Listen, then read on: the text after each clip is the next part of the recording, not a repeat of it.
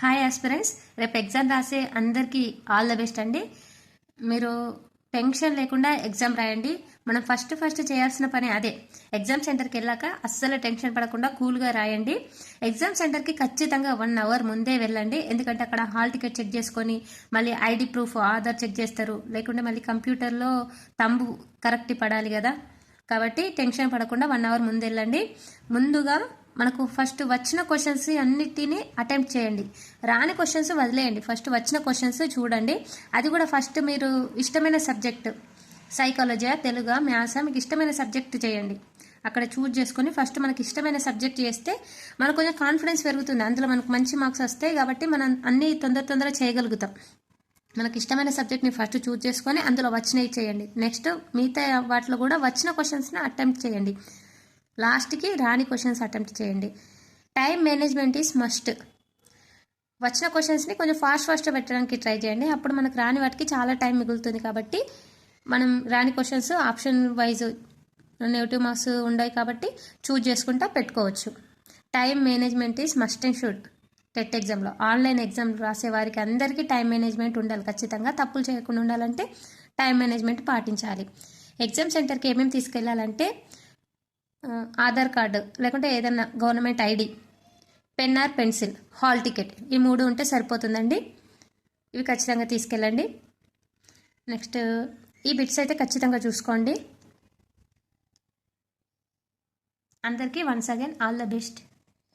వెళ్ళే ముందు ఒకసారి చూసుకోండి, ఎందుకంటే మనకు బిట్ మిస్ కాకుండా ఉండాలంటే ప్రతి బిట్ చూసుకోవాలి. ఫస్ట్ బిట్, అవని మన భారతవని ధరణి అయి అందరినీ మోస్తూ వసుంధరగా ఓర్పు వహించింది. ఇందులో గీత గీసిన పదాలు ఉన్నాయి కదా, వాటి పర్యాయపదం గుర్తించండి. అవని, ధరణి, వసుంధర. ధర, వర, చెర, సొర.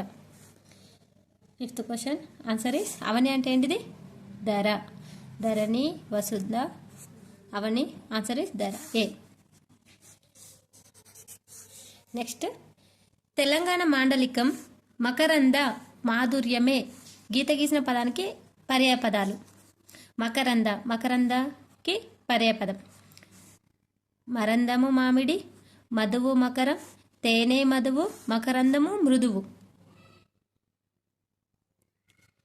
ఆన్సర్ ఈస్ మకరందము మృదువ, తేనె వధువు, మధువ, తేనె మధువు. Answer is C. వనం అనే పదానికి నానర్థాలు. వనం అనే పదానికి నానర్థాలు: జలం, సముద్రం, ఆకాశం, నది, తోట, ఓడ, అడవి, ఆకాశం, భూమి, తోట, జలం. వనం, వనం అంటే అడవి, అడవికి సంబంధించి ఉంటుంది. అడవి ఇక్కడ అడవి, ఆకాశం, భూమి ఉంది. అడవి, తోట, జలం అని ఉంది. Answer is D. అడవి, తోట, జలం వనం అంటే. 8th క్వశ్చన్, సమయం, నలుపు అనే నానార్థాలు కలిగిన పదం. సమయం, నలుపు అనే నానార్థాలు కలిగిన పదం.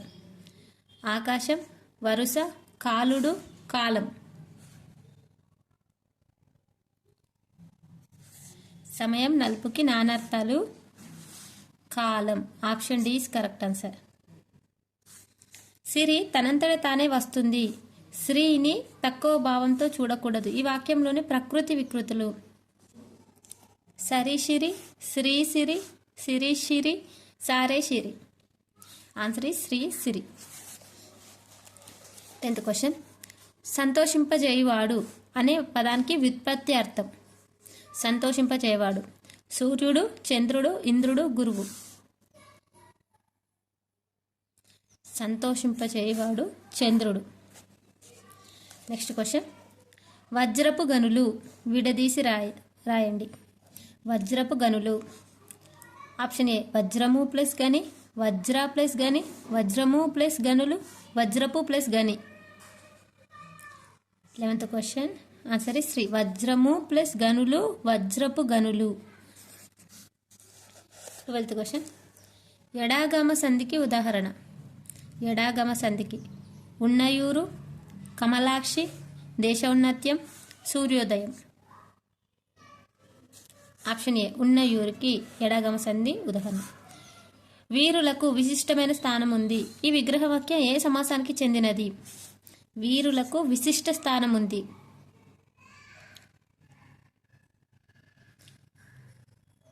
ద్వంద్వ సమాసం, ద్విగు సమాసం, బహువ్రీహి సమాసం, విశేషణ పూర్వపద కర్మధారయ సమాసం.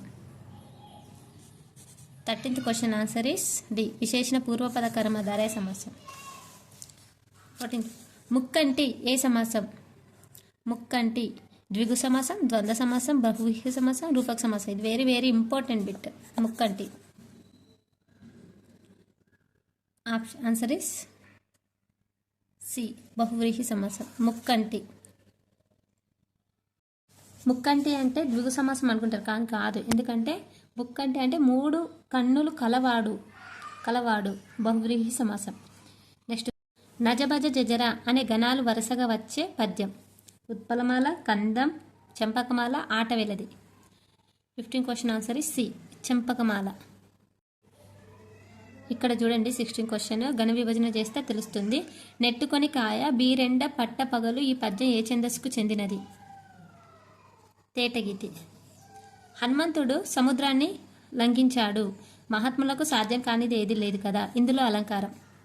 చేకానుప్రాస, అంత్యానుప్రాస, అర్ధాంతరన్యాస, అతిశయోక్తి.